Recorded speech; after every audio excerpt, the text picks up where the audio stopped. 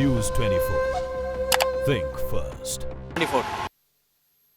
मुजफ्फरपुर बालिका गृह रेप कांड में सीबीआई ने समाज कल्याण विभाग की पूर्व मंत्री मंजू वर्मा, मास्टरमाइंड ब्रजेश ठाकुर, उसकी सबसे बड़ी राजदार मधु के ठिकाने पर ताबड़तोड़ छापेमारी की। ब्रजेश ठाकुर के ठिकाने से एक रहस्यमयी डायरी के साथ कई आपत्तिजनक सामान बरामद हुए हैं।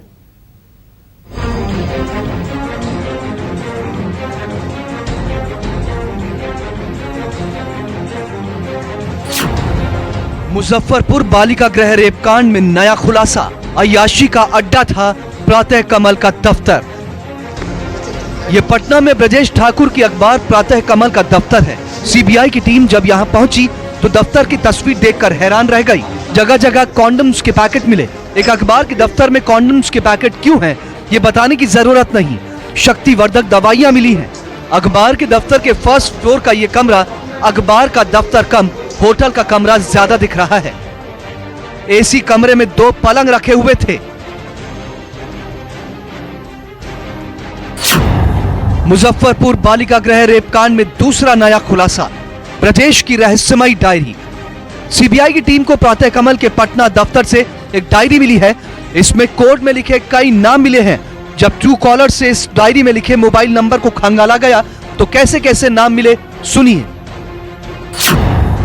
रीना भाभी जी, नीता पार्लर, रमेश पोद्दार, सीएल सिंह, थाना उमा शंकर सिंह। अब सीबीआई कभी भी इन तक पहुंच सकती है। अखबार के दफ्तर की टेबल पर पत्रकारों के आई कार्ड्स फैले पड़े मिले। इतने ढेर सारे आई कार्ड्स किस लिए बनवाए गए, क्यों बनवाए गए? मुजफ्फरपुर बालिका गृह रेप कांड में तीसरा नया खुलासा, ब्रजेश की राजदार मधु के घर पर सीबीआई छापा। इस स्कॉर्पियो के पीछे जो घर आप देख रहे हैं, ये ब्रजेश की राजदार और फरार मधु का है। सीबीआई ने यहां भी छापा मारा तो मधु के घर से करोड़ों की प्रॉपर्टी के दस्तावेज मिले। ये वही मधु है जिसे ब्रजेश ठाकुर मुजफ्फरपुर के सबसे बदनाम इलाके चतुर्भुज स्थान से निकालकर बाहर लाया था और अपना सबसे बड़ा राजदार बना दिया था। जो पैसे पैसे की मोहताज थी, आज उसके घर से करोड़ों के प्रॉपर्टी के दस्तावेज मिलते हैं। अब इस घर को देखिए, यह है रितेश अनुपम का घर। रितेश अनुपम जो ब्रजेश ठाकुर का साला है और इसकी पत्नी जुवेनाइल बोर्ड की सदस्य थी। रितेश अनुपम के घर पर भी सीबीआई ने छापेमारी की। ये आलीशान मकान जो आप देख रहे हैं, ये ब्रजेश ठाकुर के साले रितेश का ही है। मुजफ्फरपुर बालिका गृह रेप कांड में चौथा नया खुलासा, मंजू वर्मा के ठिकानों पर सीबीआई की छापेमारी। सीबीआई की टीम ने समाज कल्याण विभाग की पूर्व मंत्री मंजू वर्मा के पटना, मुजफ्फरपुर, मोतिहारी और बेगूसराय के 11 ठिकानों पर छापेमारी की। मंजू वर्मा के बेगूसराय के इस घर से 50 जिंदा कारतूस मिले हैं, जिसे लेकर सीबीआई ने एफआईआर दर्ज की है। इसके साथ मंजू वर्मा के पटना स्थित सरकारी आवास पर 9 घंटे तक सीबीआई की टीम रही। फाइलें और दस्तावेज जब्त कर अपने साथ ले गई। मुजफ्फरपुर बालिका गृह रेप कांड में 5वां नया खुलासा, समाज कल्याण विभाग के पूर्व मंत्री दामोदर रावत सवालों के घेरे में।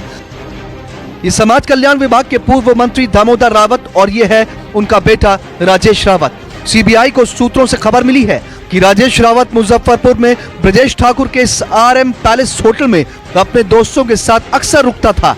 इसका मतलब ये हुआ कि मंजू वर्मा से पहले भी जो भी समाज कल्याण विभाग का मंत्री रहा, उसके तार ब्रजेश ठाकुर से जुड़े मिले। इन तस्वीरों के साथ आपको एक बार फिर बताना जरूरी है कि ब्रजेश ठाकुर पर कितने गंभीर आरोप हैं। ब्रजेश ठाकुर के बालिका गृह में रात भर चीखती थी लड़कियां और बच्चियां। बालिका गृह में गर्भपात करवाए गए थे। बच्चियों और लड़कियों को मारा पीटा गया। 44 लड़कियों और बच्चियों में से 34 से रेप की पुष्टि हुई।